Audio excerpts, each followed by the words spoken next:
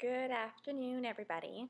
It's just Hetty/Heather from, you can find me at Epilepsy Cures, and that's on Twitter, or my main account is Alive in Me.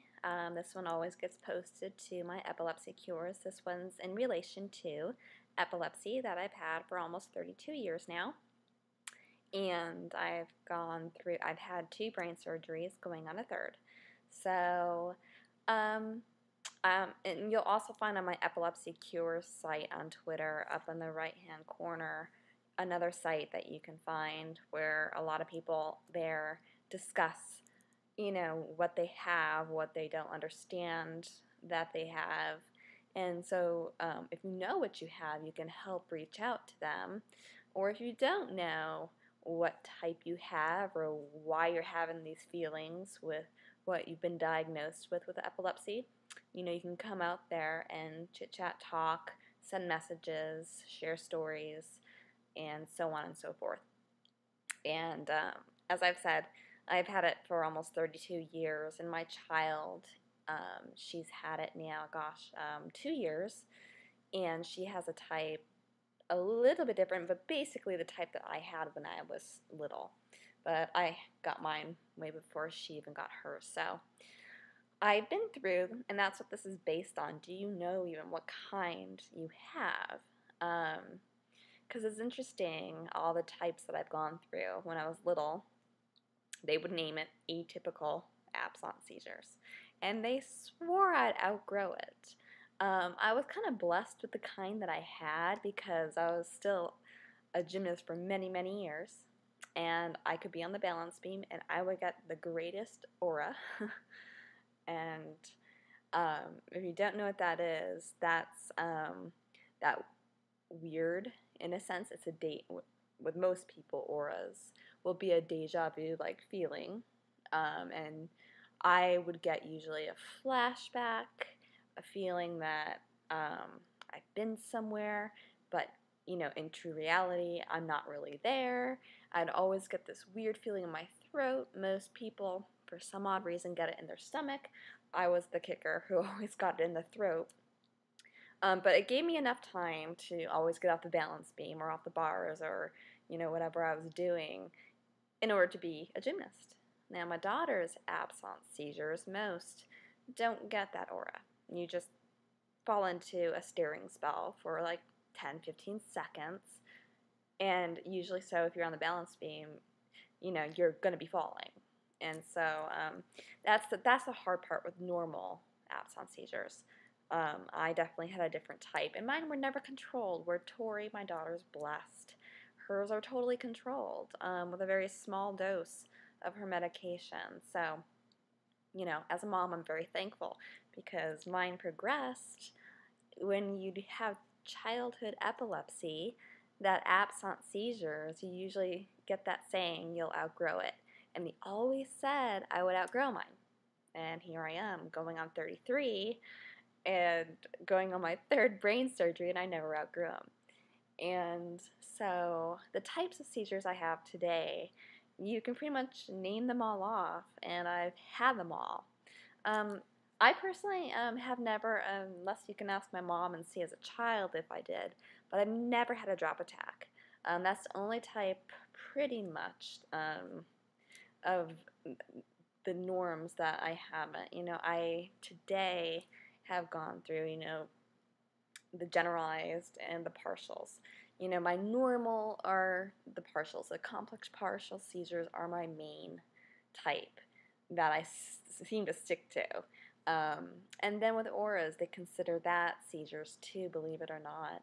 And because it is kind of, in a sense, a simple seizure where you're kind of not all quite there, but one that you're still alert. So there's just, it's a big round difference in that. I mean, the deja vu sometimes, just the auras just really throw your mind for a trip. And there was a time before my first brain surgery, I'm so thankful for my second one I went through because it affected my memory so much. If I would see like the show The Facts of Life on TV or hear music that I've had either auras or seizures during, before. Dear Lord, it would, at my heightened seizure point, that music, that show would just send me right back into a seizure. It was the weirdest of things. So, auras are really tough, because that's just the beginning of your brain misfiring. That's going to usually, not always, but usually lead into a larger seizure, whether it's complex or grand mal. Granted, my grand mals, if I ever had an aura, I would never know because they've always been so big. And thankfully, usually, all my generalized ones have come from, medication changes.